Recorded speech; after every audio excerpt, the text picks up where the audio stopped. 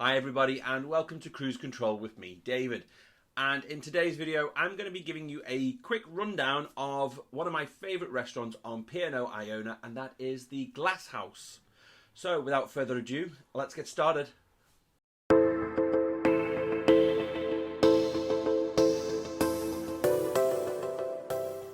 The Glasshouse I would liken to a tapas bar that you'd find on land, and it has a fantastic wine selection. So it doubles up as a wine bar and tapas restaurant.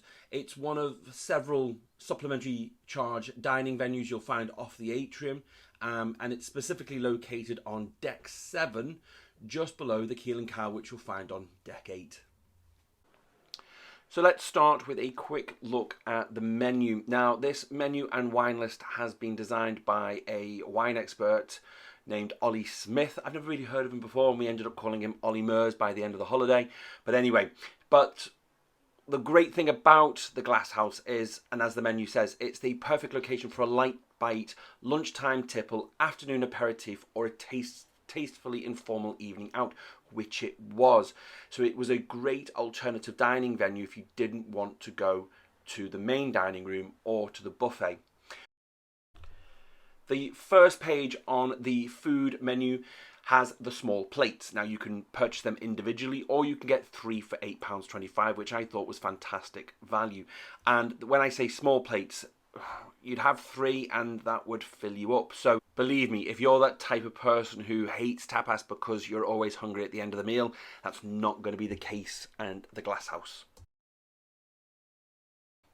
The big and bold plates offer a selection of tapas that are themed around either beef, chicken, pork or seafood, and again reasonably priced, between £8 and £9. And my favourite of the big plates were either the seafood big plate or the pork big plate. But there's great value, great options. Now, I wish I could say I tried the desserts, but I didn't. I was always too full by the end of the meal. But we're due back on the P&O Iona early next year, so I will make it my mission to make it through and have a dessert, and at least then I can feed back to you. But I will say, if the desserts are as good as the main meal, then I don't think you are going to be disappointed. Another thing that is not going to disappoint you is the wine list. Now, if you do enjoy a glass of wine, then the Glasshouse is going to be right up your street. The menu is both varied and has a good selection of both red, white and rosé wines.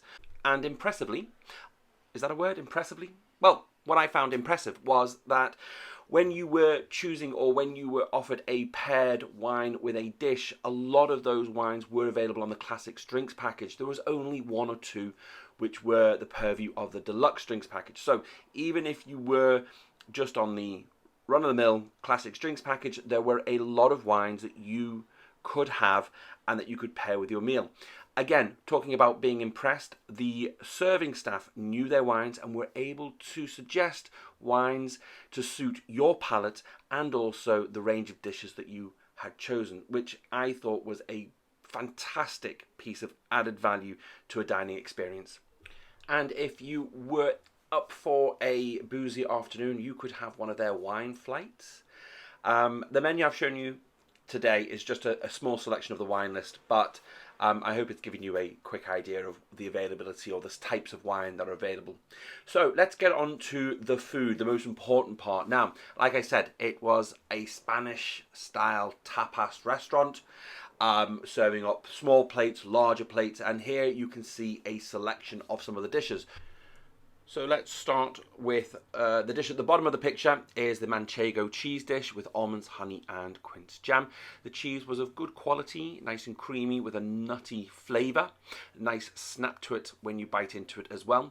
Just above that to the right is the patatas bravas, which you cannot have a tapas meal without.